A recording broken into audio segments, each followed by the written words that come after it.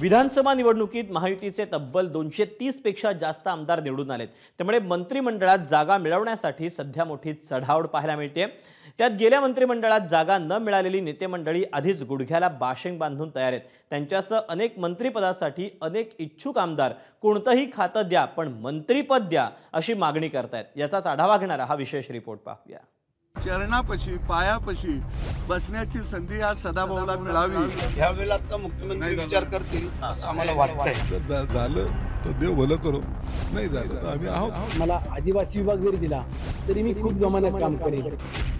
माझा विचार व्हावा, मला संधी मिळावी, जोमानं काम करेन, हे असेच शब्द सध्या सत्तेतील आमदारांच्या ओठावर आहे। अर्थात त्याला कारण आहे मंत्रिपद। जनतेचा कौल मिळवून विधानसभेचं मैदान मारलेल्या या आमदारांना आता आस लागली आहे ती मंत्रिपदाची, आणि म्हणूनच या आमदारांकडून त्यांच्या पक्षातल्या वरिष्ठ नेत्यांना गळ घातली जाते।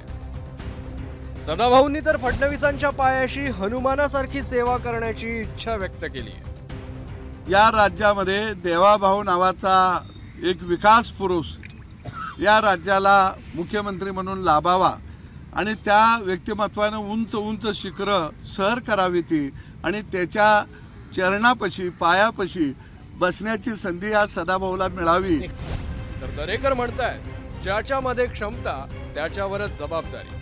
क्षमतावान जी व्यक्ती असते, कार्यकर्ता असतो, त्याला पक्ष न्याय देतो, जबाबदाऱ्या देतो, आणि यावर माझा पूर्ण विश्वास आहे। मंत्रिपदाच्या चर्चांमध्ये गोगावलेंचं नाव येणार नाही असं होईल का?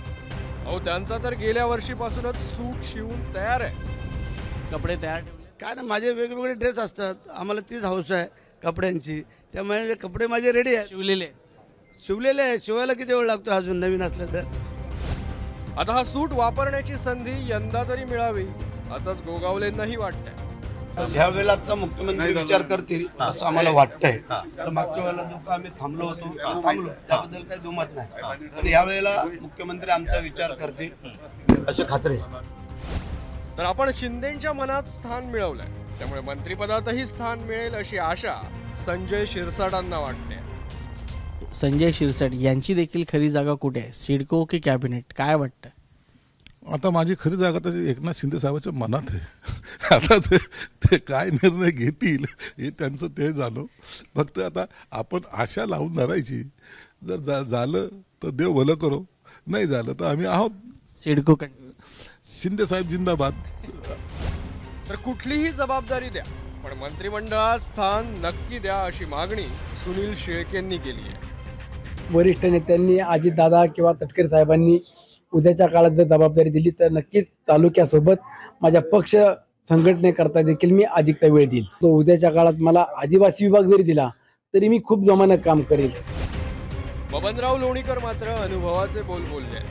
जसं घरात मोठ्याला पहिला मान, तसाच मंत्रिमंडळात मी सिनियर असल्यानं मला स्थान द्या अशी मागणी लोणीकरांनी केली आहे। मला मंत्रिपदाची संधी मिळावी, पहिल्यांदा देवेंद्र फडणवीस साहेबांना यावेळेला ठासून सांगितलेलं आहे आणि पक्षाच्या मान्यवर नेत्यांना सुद्धा सांगितलेलं आहे। मी 5व्यांदा आमदार आहे, म्हणजे 5व्यांदा आमदार मराठवाड्यात आता कोणी नाहीये, सगळ्यात सिनियर मी आहे। विरोधक सुद्धा आपल्यावर आरोप करू शकले नाही। निष्कलंक 40 वर्ष राहणं साधी सुधी गोष्ट नाही आहे। एकीकडे आमदारांना मंत्रिपदाचे वेध लागले, तर दुसरीकडे त्यांच्या कार्यकर्त्यांना आपला आमदार मंत्री झाल्याची स्वप्न पडू लागली आहेत। कुठे कार्यकर्त्यांकडून देवाचे उंबरठे शिजवले जात आहेत, तर कुठे आधीच भावी मंत्र्यांचे बॅनर झळकत आहेत। आमदारांना मंत्री होण्याची इच्छा तर आहे, पण त्यासाठी वरिष्ठ नेत्यांचं पाठबळही गरजेचं आहे। त्यामुळे कुणाच्या नावासमोर मंत्रिपद लागतं आणि कुणाला आमदारकीवरच भागवावं लागतं हे पाहणं महत्त्वाचं ठरेल। ब्युरो रिपोर्ट, एबीपी माझा। एबीपी माझा, उघडा डोळे बघा नीट।